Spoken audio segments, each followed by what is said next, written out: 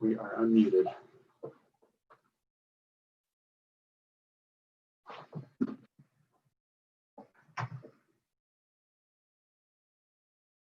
All right, we are live. We're live. We're live. Here we are in Calabasas, California. I'm here with the founder of GiveBitcoin, Cory Klippsten. Welcome. It's good to see you, Kelley. Or I guess you should be saying welcome to me because we're here at your We're headquarters. here at our office here at the GiveBitcoin global headquarters, Potch Digs in Western Calabasas. Loving it. Yeah. So we're here. Crypto Token Talk is all about providing a friendly on-ramp for newbies into this great world of Bitcoin. I want to find out quickly, what is your background? Like, how did you make your way into this crazy world? Yeah. So I have a longer than I'd like to admit career in mostly big technology, and then a donut hole in the middle of consulting and private equity. So I worked for Microsoft and Google, and also worked at Kenzie, a big consulting company, and it's private equity in the middle. Did pick up some sort of educational background in econ and finance, and kind of a way to think about this world of currency from an MBA at University of Chicago. I finished that back in 2004. Seems like ages ago. It's like 5 whole years before the white paper. Or as you say, year 5 before Satoshi. And then I got into startups after leaving Google in 2013. So I've been in kind of like Silicon Valley startup, angel investing, advising, occasionally operating for the last 6.5 years or so. And this is my second startup that I've been on the founding team. And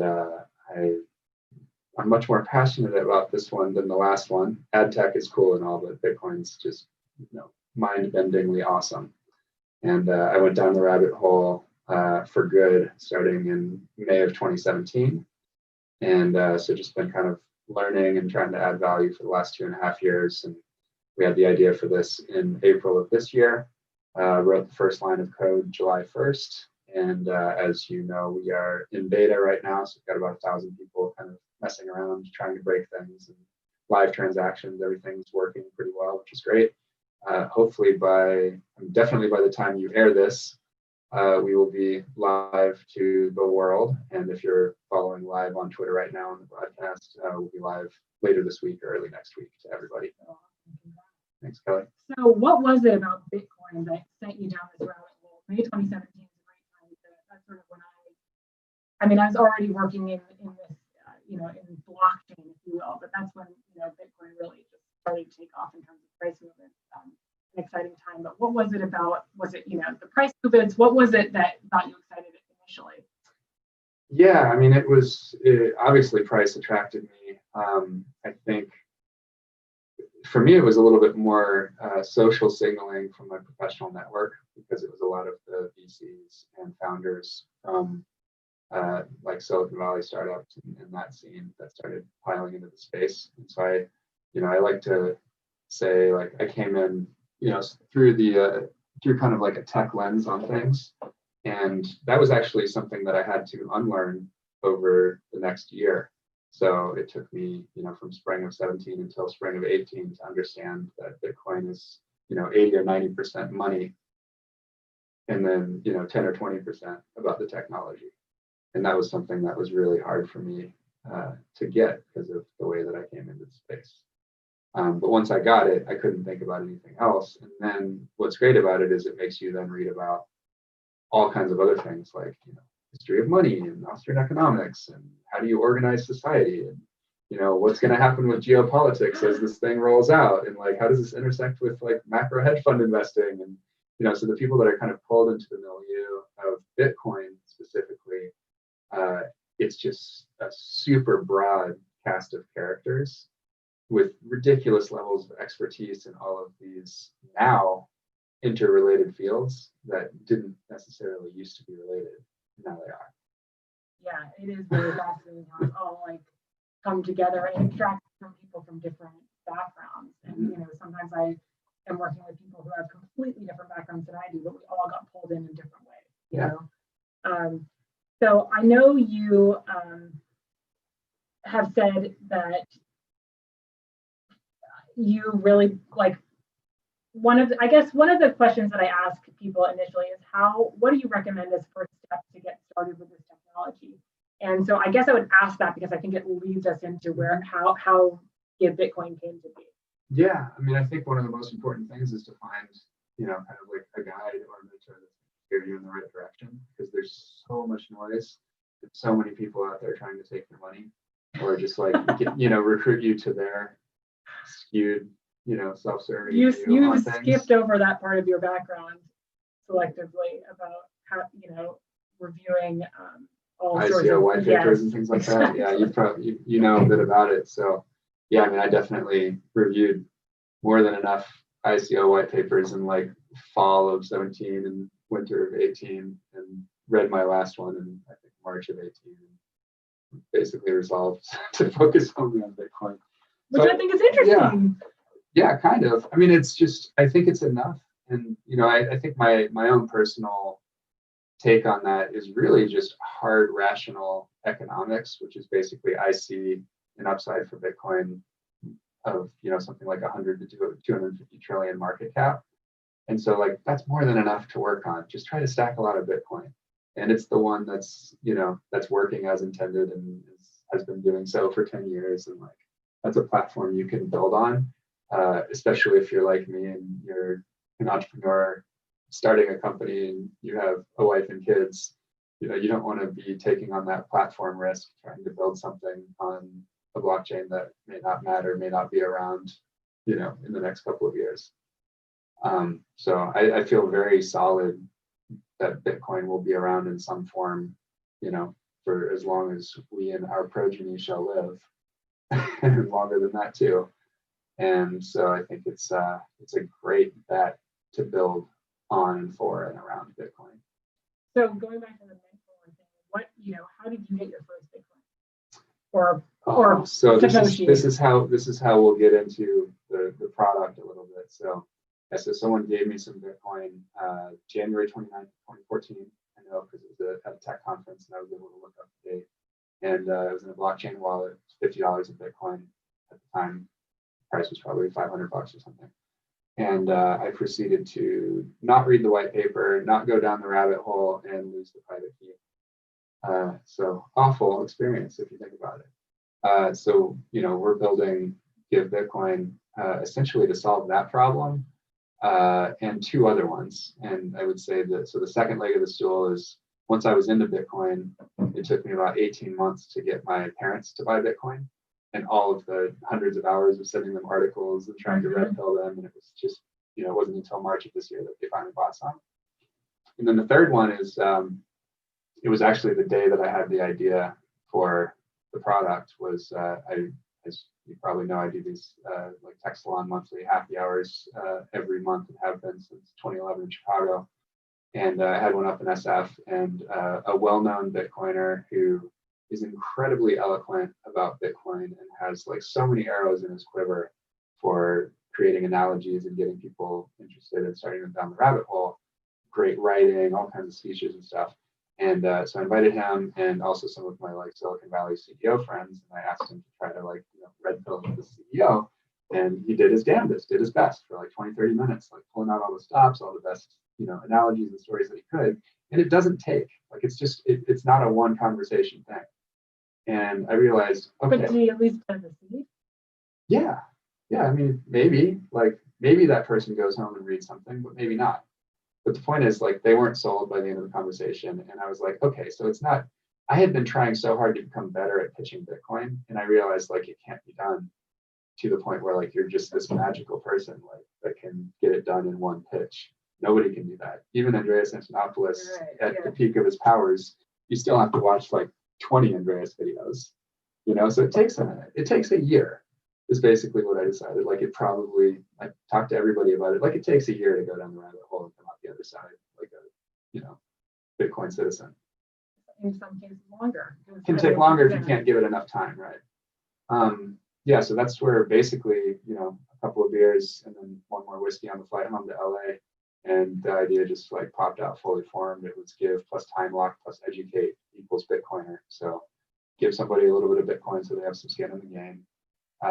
You can only, through our platform, you can only purchase Bitcoin. We're a one-way on-ramp. We don't let you give up your own precious coins. And then we time lock it. We'll come back to that. Sure. Yeah, so you time lock it for between 1 and 5 years. So minimum 1 year, max 5 years. And then in that first year, over those first 12 months, along with their account statements, GiveBitcoin delivers like a world-class education, like a guide to Bitcoin for a new coiner. And it's being put together by us, along with like Safety and Moose, Jan Pritzker, who wrote Inventing Bitcoin, Safety and wrote the Bitcoin Standard, Stefan Livera, who's got the Stefan Livera podcast, Matt Odell from Tales from the Crypt, Guy Swan from Cryptoconomy, who reads all the best Bitcoin articles, and a bunch of other just kind of top-notch Bitcoiners. Just thinking about what is that experience and what can we do in each of these emails that people are likely to open because of the price action in the subject line. So it's delivered by email? By email, yeah.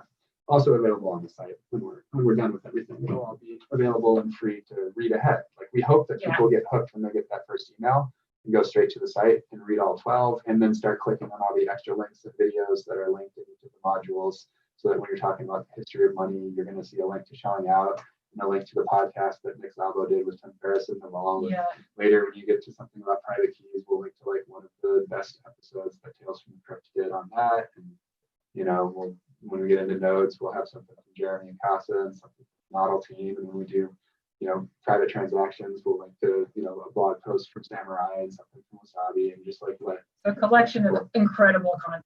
That all drives people in the same direction. That's right. Education. But we also, so all of those resources are there, but they're attached to like a really simple question and answer format where the question is from the perspective of someone who got a gift through our platform. And the answer is like relatively succinct and easy to understand. So taking a step back, because I want to provide my own personal experience, I totally agree with you that the best way to get somebody incentivized is by giving them a little bit of this. I thought this for a long time. In fact, whenever anyone joins Melrose PR, my company, the first thing I do is give them $100 of Bitcoin. Nice. Even interns, because it gives them skin in the game, and then they want to know more about this thing. Everyone wants to know like how many interns are you hiring in the spring? No, I'm kidding. Everybody wants Bitcoin. Everybody wants Bitcoin. It's interesting with the intern thing, but the other thing was in a couple, I guess, Christmas of 2016, I had this epiphany that all of my family members also needed to get Bitcoin, and I couldn't figure out for the life of me how best to do that. Yeah. And so I, called it a wash. The next Christmas, I thought, okay, here's what I'm going to do. I'm going to buy Ledger wallets for everybody. And then once they set them up, I'm going to send them Bitcoin. Yeah. And that was the Christmas that it was like crazy, the $20,000 or whatever. Yeah. And of the, 25 ledgers that I gave out, I only had, I think just one person, my mom, set it up on her own without my support. Everyone else made me sit down with them to set it up, to write down the seed phrase.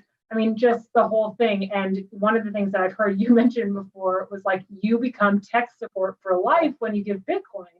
And, I even have many of these family members that we promised Bitcoin to. And I'm like, guys, it's almost 2 years since then.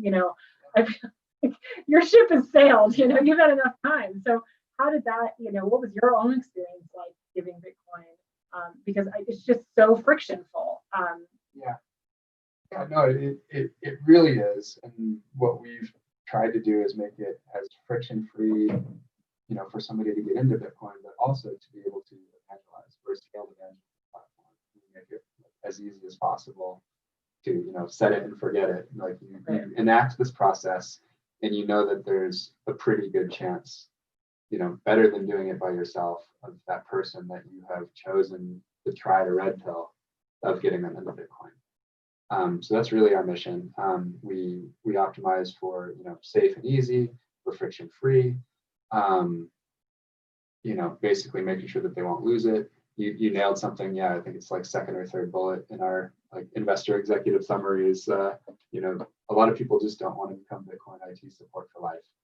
And that's like one of the main friction points. Over and over again, people tell us like, I'm going to start giving Bitcoin again now that you exist, because I stopped because it got so annoying.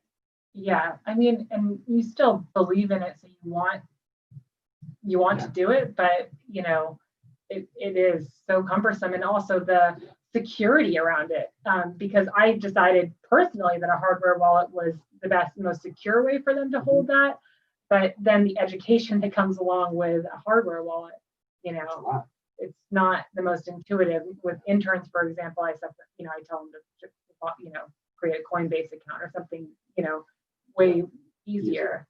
What is so you have a time lock with a minimum of a year when you give Bitcoin, and then it's a year, 2 year, 5 year, right?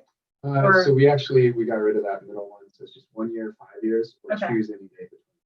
Okay, cool. So it could be like your birthday in a few years. Right. Or, yeah, that's cool. And then what is the offloading process? Like, what does it look like for the custody of that Bitcoin that's been, freshly minted, and then like when they're ready to redeem? How so as soon as you're done with time lock, basically what happens is your account moves from view access to full access. And that's automatic when the time lock is up, and then you can withdraw your Bitcoin to a Bitcoin address of your choice. Okay. Or you can leave it there. Okay. And what is the custody? So the custodian is Prime Trust, Okay. which is also the custodian for Binance, Huobi, Binance OKX, US. Binance US, yeah, exactly, Bittrex, and a lot of crypto funds and OTC desks. So like they're really good. People have asked, what happens if Bitcoin goes out of business? Like, hopefully that never happens. We run very lean, but your coins are safe in your user segregated account specific to you at Prime Trust. And you just get your Bitcoin, and they're regulated and insured, and we're peanuts compared to their overall reputational risk. So as far as a custodian, that's about as good as you can get in the space for what we're doing. And in terms of privacy, or you have to, in order to redeem on Prime Trust, you probably have to provide who you are. Yeah. So if you want to receive your Bitcoin, so a giver doesn't need the KYC, but the recipient does. So they've got to upload their license picture, like address, whatever, to be able to receive the Bitcoin, because they're actually opening an account at a custodian. So right. Same you would at an exchange, basically. What is the philosophy around only allowing people to give dirty fiat, to only basically buy Bitcoin with We're going to teach you the line. Yes, we only allow you to liquidate that in exchange for orange coin. Yeah. We want you to. Beautiful orange coins in the studio. We have a good Bitcoin. You can give me that if you like. Here. Thank you so much for the Bitcoin. I will now give you some back. So yeah, I mean, we want you to hodl all your own Bitcoin. Our goal is to take Bitcoin out of circulation, view Bitcoin aficionados that then go and start stacking for themselves. And you can give Bitcoin to other people, but you can also get Bitcoin. You can put Bitcoin on your wish list through our platform and basically share your code or URL with all your friends and family and colleagues, and ask for Bitcoin for Christmas, birthday, graduation, wedding, or mitzvah, whatever. So we think that will be really, really popular. It's one of the reasons we're making sure we get live well in advance of holiday season. I think there'll be a lot of people putting Bitcoin on their list this year. What are the fees? So we are 2% of the transaction with a $2 minimum. So basically, for $100 and less, it's $2, and over 100, it's 2%. That includes the transaction fee, the time lock, the custody for up to 5 years, and the education. What has been the response among your beta testers? Really positive, honestly. Like it's an enthusiastic crew that are excited to see somebody building something of use for Bitcoin. We try to keep it just like a really clean, easy experience, super fast, super snappy. Like it's a mobile web app, so it's just like a website that most people are using on their phones. Really, really clean and fast. I'm surprised at the the size of the transactions that have already been going through in the beta, to be honest. Like I thought people were just going to kind of play around with like the $10 minimums, but just yesterday we had somebody give 2 gifts of $4,500 to his niece and nephew. And I was like, oh, that's pretty cool. I guess this really does solve a real problem for people. That's awesome. So I'm excited to see that continue. And I think that, we're optimistic that the volumes will be nice and big and hopefully sustain us pretty quickly. What do you say to folks who believe in spending Bitcoin or believe in using it as, a means to mass adoption since you're so far on like the HODL? Yeah. I mean, I think we're big believers in kind of the progression that an asset must take on its path toward being a money. And, we're still so early. Basically, the classic explanation of this, which is well illustrated in a Rob Makadok chart, also described by lots of other people, is basically start as like a collectible, then you move into store of value, then medium of exchange, and then medium of account. So don't listen to Uncle Ray Dalio. You actually have to be something that's considered to be of value and to hold value before people will really use it as a medium of exchange. And that's generally what's happened with money over time. So the payments narrative is basically just like done. It was killed in 2017. You should totally like hang out with Bitcoin Cash people. Want to go that route? There's some nice people there. We just think they're misguided. Is there any information about any other digital assets on the Bitcoin? It's all about Bitcoin. It's all about Bitcoin. Yeah, I kind of take that approach of like, if you can't say anything nice, don't say anything at all. So we won't be saying anything else other than. We're going to have, we're doing a lot of essentially primary research and recording interviews with a lot of these top minds in Bitcoin. And those are being made available on our website and YouTube and things like that. So, they obviously have their own opinions, so we don't censor them and not let them say mean things about altcoins. But, it's a space that's riddled with bad actors or, in cases, misguided folks. That may be trying to do the right thing. But I still think I'm glad to see innovation wherever it's happening. And if that's where it's happening, that's totally fine. I just think if you're talking about setting somebody on a path, you got to start with Bitcoin. I think that's the thing that you can feel best about giving someone you really care about. You should feel good about doing Bitcoin, starting around this specific matter. I mean, I do personally agree with you. I'm dreaming of an orange Christmas. So am I. It really is I really think you address something in the market which is, incredibly challenging. It's been very much a personal thing until now because the responsibility and everything, it's just a lot. And so, providing that education piece and advocacy is incredibly important. Can I tease the next thing that we're doing? Sure. Because I think it's going to be really fun. So we just started basically like architecting out what we're going to be doing with our referrals program. And basically, we built this because we got sick of doing one-to-one, so we wanted to be able to do one-to-many, which is great. The next thing we're doing with the referral program is making it so that it becomes a many-to-many Bitcoin marketing platform. So we're going to actually equip anyone who wants to use our educational materials. If you have a Bitcoin meetup or just want to do something at your school or your sorority house or whatever and talk about Bitcoin, we'll have videos and comic books and slide decks, and you can go and talk about Bitcoin and pitch Bitcoin. And then everyone that you sign up, we're going to be splitting up to 50% of our fees in perpetuity for everyone that you sign up. Wow. Yeah. So you're going to be stacking sats like a boss just by talking about Bitcoin. Love that. Well, one of my questions was going to be, one of my questions on every episode is what resources do you recommend for people, who are looking to learn about more? Yeah. It sounds like you've compiled the ultimate. Honestly, a lot of people have done, kind of the same work. There's so much great content out there. There's so much great content out there, and some people have done a really good job. So the Nakamoto Institute is absolutely incredible. That's Klippsten there, which our website is indomitable. It's so good. Jameson Locke obviously has lock.net/Bitcoin. It's fantastic. I've been sending people there forever. I usually actually just start with one article and one podcast episode. So I usually start with the bullish case for Bitcoin by BJ Boyapati, and a single episode of Stefan Livera's podcast, which is episode 71, where it's actually no guest. It's just him talking for 45 minutes, kind of taking you through the intersection of Austrian economic thought and Bitcoin.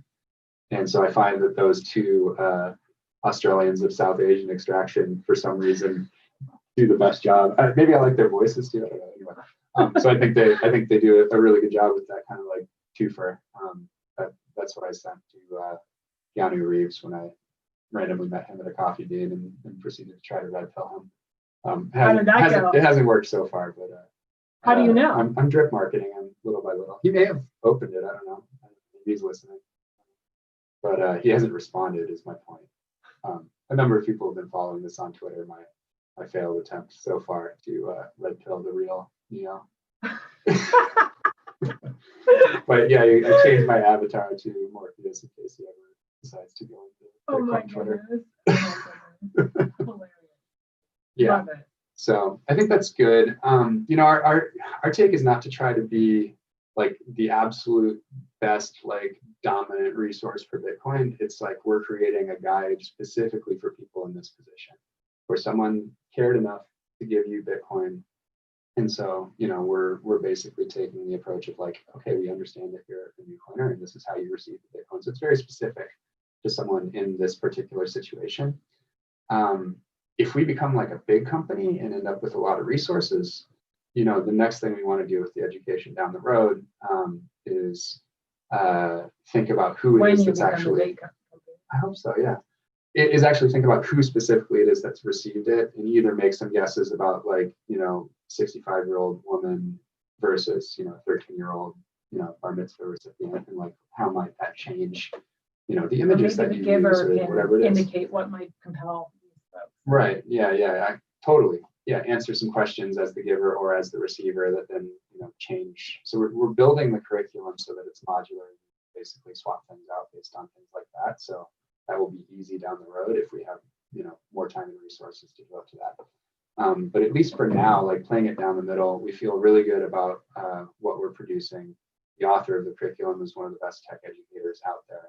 It's a guy named Matt Ruby who wrote Signal versus Noise for 8 years, which is he was employee number 1 for 37 Signals, which created Basecamp.